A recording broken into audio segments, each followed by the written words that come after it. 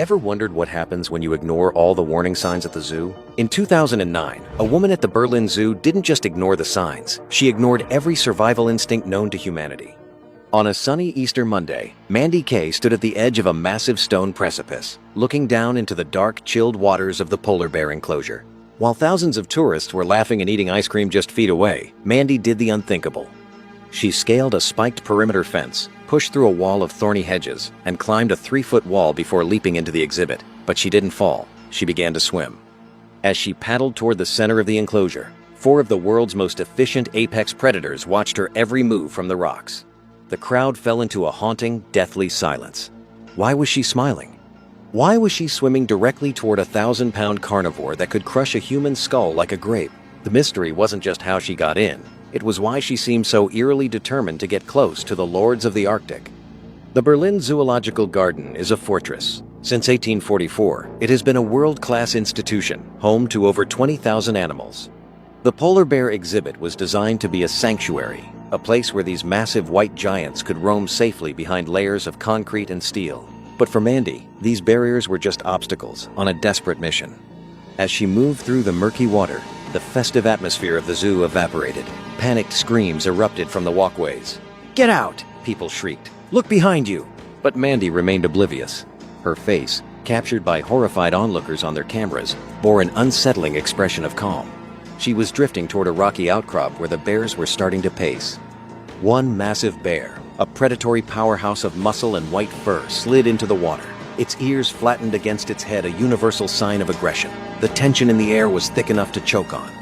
Zoo security was scrambling, but you don't just jump into a polar bear tank. It's a suicide mission for the rescuers, too. Mandy reached a ledge and tried to pull herself up, now just inches away from the beast. The failed security measures were a distant memory. The only thing that mattered now was the primal hunger of the bear and the inexplicable silence of the woman who had delivered herself to its jaws. To understand why a woman would hand-deliver herself to a predator, you have to look at the invisible weight Mandy was carrying.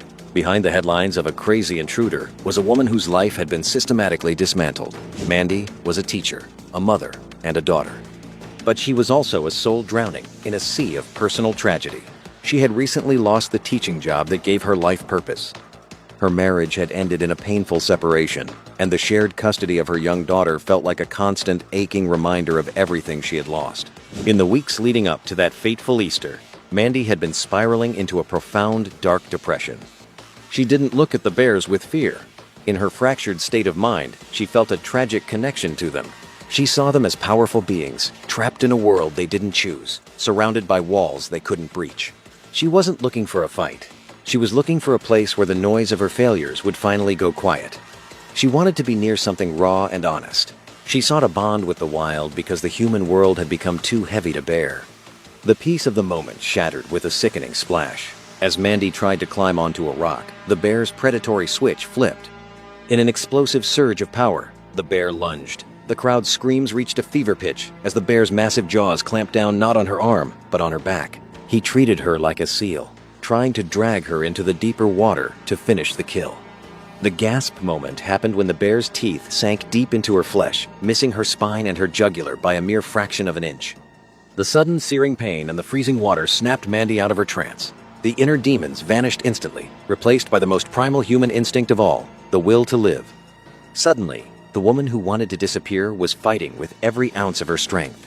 She let out a raw, guttural scream of agony that echoed off the concrete walls. She thrashes, kicking wildly at the 1,000-pound animal, but the bear was relentless.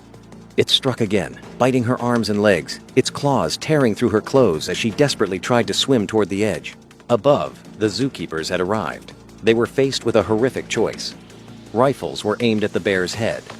One keeper had his finger on the trigger, ready to kill a majestic animal to save a woman who had jumped in voluntarily. "Give us a second," someone yelled, throwing a life ring and a rope into the blood-streaked water. This was the peak of the drama. Mandy was hanging onto a rope, her body battered and bleeding, while the bear was literally snapping at her heels, trying to pull her back down into the depths.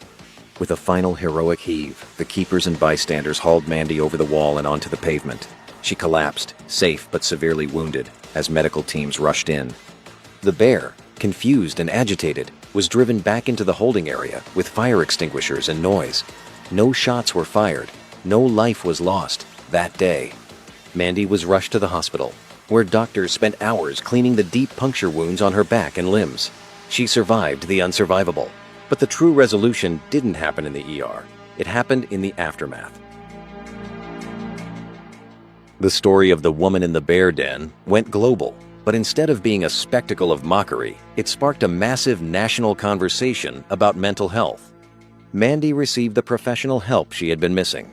The incident forced the zoo to reevaluate its security, but more importantly, it forced the public to realize that the walls people are trapped behind aren't always made of stone, they are often made of silence.